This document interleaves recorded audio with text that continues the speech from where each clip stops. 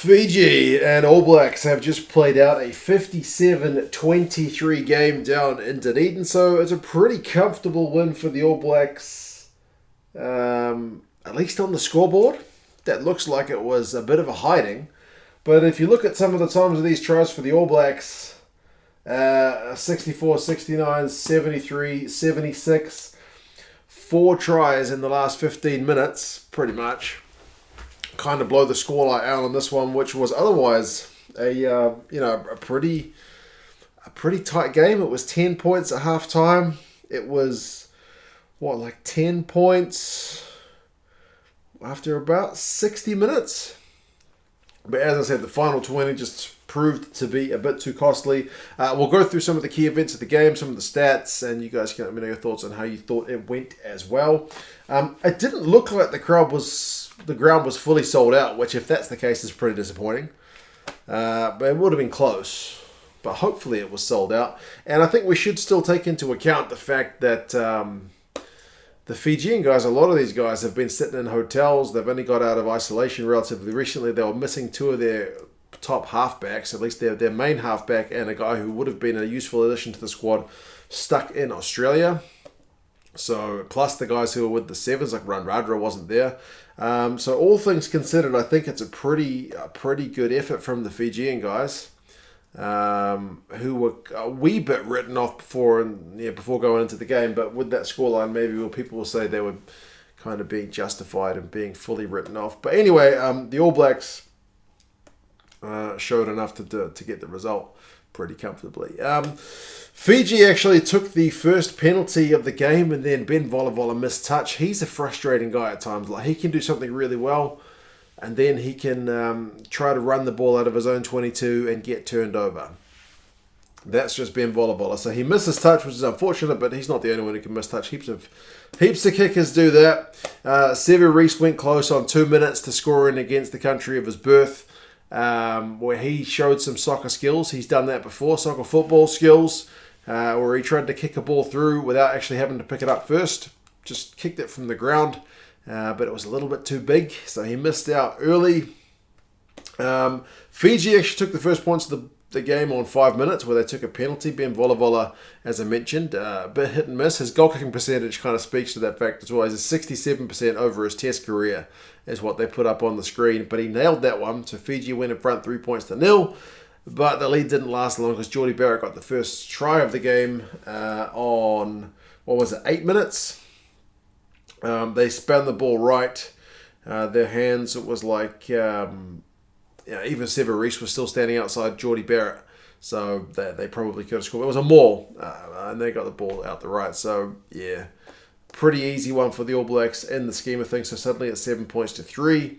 Bodie gets his face messed up at some point in this game. Early on, he takes a boot to the face, and he's already got black eyes from Ethan Blackadder in one of the training sessions. So, yeah, he gets a boot to the face, goes off for about 10 minutes. D-Mac comes on, and he comes back on Bodie with black eyes and then like gashes in his face. His goal kicking is not that phenomenal today, and it may be because he's got a boot to the face and he can't see out both his eyes. I'm not sure.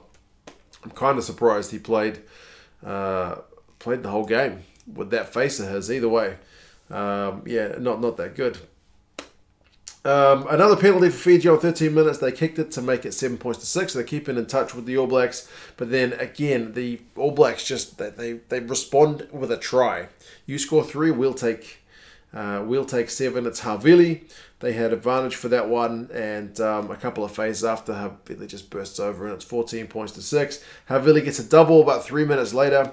That one is a basic one-on-one tackle being missed, and that's the kind of stuff you can't do against the All Blacks if you're going to stand a chance against them in New Zealand. And they missed the tackle, so sure enough, all of a sudden it's 21 points to 6. And it's looking like it's going to be a flogging at 21-6 after, how many minutes was it? 22 minutes? Scoring a point a minute. They could rack up 80 if they keep going at that rate, but thankfully it wasn't to be. A couple of the guys were wearing gold boots, man. Aaron Smith and Bodie, bro. I missed the Richie McCordays to a degree where he made everyone wear black. I'm just an old fuddy-duddy, but I wasn't a big fan of that one. 24 minutes, the All Blacks scrum won a penalty, which was again a bit worrying because all the momentum was with the All Blacks at that point. But on 27 minutes, Fiji went so close. Sal down the right wing, they had advantage, but they had to go back for an advantage eventually. So they went for touch this time. They mauled it, and eventually they went over for a try, which was great to see. Tuisui, kind of the maul encroaching on the All Blacks line, and he just kind of peeled off and powered over. So that one was great to see. The conversion, that one hit the posts, which is an unfortunate one because, again, you want to try and close that gap as much as you can. You need to be getting your goal kicks, but not to be. 31 minutes, Botia put in a huge hit on Damien McKenzie. It would have been borderline high, and they didn't show it too many times. Interestingly, no TMO in this game either, seemingly. TMO was very conspicuous in their absence. The hit would have been on about D-Mac's kind of like upper shoulder here. It was close. It looked fair from when I first saw it, but again, I haven't seen it kind of under a microscope. But yeah, big old kick. And the Fijians had made an error from the kickoff, so that kind of made up for it. Bodie came on at that point, basically after that big hit to replace D-Mac because his face had been patched up, but it still looked pretty mangled.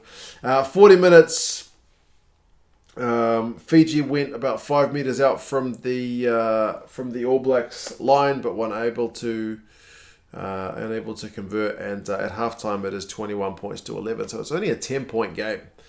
Possessions 49-51, territories 51-49, so pretty tight, about as tight as it gets. Run beat is 157 to 145. The main difference, I guess, is the tackling. 85% for the All Blacks, which is good without being phenomenal, and 75 for Fiji, which is a wee bit bad. And they've conceded 3 tries, so that kind of shows in the tackling percentage. But Fijians' breakdown, ace. It was proper good, and it continued throughout the game as well. Johnny Dyer especially was everywhere. Second half, Bridge gets a try on the left wing. There was just kind of passes into space for that one. Way too easy again for the All Blacks. You can't be giving away those kind of tries. But Kunavula gets a try for Fiji to kind of hit back. That one was one of the tries of the game. Line out play. Matavesi throws. The ball comes back to him. He goes blindside. He runs over Sevu Reece. Brody Retallick, who was maybe a wee bit quiet on his return, misses the tackle. And then he offloads in a final tackle from Frizzell and gets it to Kunavula, who powers over for the try. So 26 points to 16, back to 10-point ball game. Fiji get yellow carded on 51 minutes, though. Murimuri Valu for being off his feet. It's one where I thought there could have been a warning. Usually the yellow card warnings are crystal clear. Paul Williams was like, I was clear. I warned you earlier, but I don't know. It just felt a little bit soon. But either way, he's saying that the Fijian guys keep going off their feet at the breakdown. So immediately New Zealand maul it, and Coles goes over for the first of his 4 tries. They missed the conversion, so it's only a 5-pointer. 60 minutes, Fiji get a penalty. They have them all trucking along. And interestingly, this is when they've got a man down. Their maul trucks along so much that Havili has to kind of get it there and does a little bit of a judo lean back, try to take the man to the ground, and it's a penalty try. You don't see that many of those against the All Blacks, but it is a penalty try on 61 minutes. So yeah, and Havili goes into the bin. It's at that point of the game, it's still game on. But it's from that point of the game where the All Blacks kind of run away with it, despite the fact they're a man down. Coles gets his second from a maul. And there was a bit of an unlucky one about that from Fiji, because prior to where the All Blacks got an advantage, which set up the kick, which got them 5 meters out to get the maul, there'd been a forward pass from Rico Ioane. He got pinged on the second one, which went back for the advantage, but the first one was missed by the officials. I mean, officials missed forward passes, but it was just unfortunate that directly kind of led to a try. Maybe not directly, but kind of indirectly. 38-23, and then Finlay Christie did a wee tap and ran straight into a Fijian guy in front of him, flopped over like a fish. He's a Blues man, but bro, leave that for the Euros. We don't need to see that. That was Yeah, I haven't watched that one back. I've only watched it once, but it looked like he just ran straight into a dude in front of him and flopped over like a fish. So, no, not keen on that. Will Jordan gets a try? He always gets a try on 69 minutes. Ethan Blackadder has a good run, gets over the advantage line. Bowden Barrett does well to pick up Christie's pass from his ankles, and he puts the wide ball out to Will Jordan. 43-23. Remember, this is with a man down as well. The ABs get another maul try on 72 minutes. It's Coles' third, and then he gets a fourth one when the Fijians... Rico Ioane gets the line break. I always write his name on my notes as just Reeks because it's faster. He gets a line break. Christie, for some reason, doesn't pass it to Bodie, who's right outside him. He would have strolled over for the line, but the Fijian guys rip the ball in defence, but the loose ball is pounced upon by Coles, who gets his fourth try, 57-23. That's the way it would finish. They do go through a few phases, both sides, before the full-time whistle goes at like 82 minutes, but there's not going to be any more scoring in that one. So, like I said, so many tries at the end. What was it? 64, 69, 73, 76. So after that penalty try, the All Blacks pile on a try kind of every like 3 or 4 minutes. And yeah, that just blows the scoreline out. But possession finishes 51-49, territory 52-48. So the All Blacks edge it, but not hugely. Clean breaks though, 10-2 in the All Blacks' favour. Defenders beaten 31-19. Run meet is 5-16 to 251. So those areas of the game really kind of blow out by full time. Tackling percentage is 86 for the All Blacks, which is, like I said, pretty good, but not 90%, which is usually really, really phenomenal. Fiji's at 77, which is, again, not the best. That needs to step up. The maul defence needs to step up. But I honestly think Fiji gave a pretty good account of themselves. But I also must give credit to the All Blacks, man. They were under a bit of pressure. Under Ian Foster, the All Blacks haven't had a phenomenal winning record. They have lost to Argentina, which was a first. So they didn't want to be doing that, kind of thing a second time. They had the game against Tonga the week before, which is certainly more prep than the Fijian guys had, but it wasn't like a real hardcore prep moment for them. So it was more like a glorified training run, which is unfortunate. But 15 penalties apiece. Penalties conceded 15-15. Paul Williams with the whistle was a busy man. There was 19 lineouts from 19 for the All Blacks, 11 from 13 for the Fijians. So yeah, a lot of kind of penalty, line out, penalty. Not that many scrums, but yeah. Sever Reese finishes with 6 defenders beaten, 67 run meters. Havili finishes with 5 defenders beaten. He makes 6 from 8 tackles, which was an area maybe of concern going into it, and he acquits himself okay.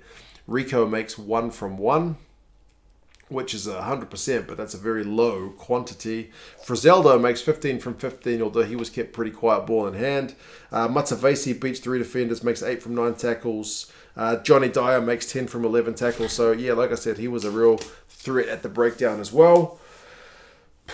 But, yeah, plenty more rugby games on this weekend, and hopefully these guys are playing next week. Fingers crossed, although I'm not holding my breath. The bubble opens up and the 2 Fijian halfbacks can get across to New Zealand. I wouldn't be counting on it, though. But at least these guys will have had another week of training together, and hopefully we'll put in a better 80-minute shift against the All Blacks, because they were starting to look a wee bit gassed towards the end of the game. But yeah, it'll be interesting to see what selection Ian Foster goes with next week. Will he ring the changes or kind of keep it steady?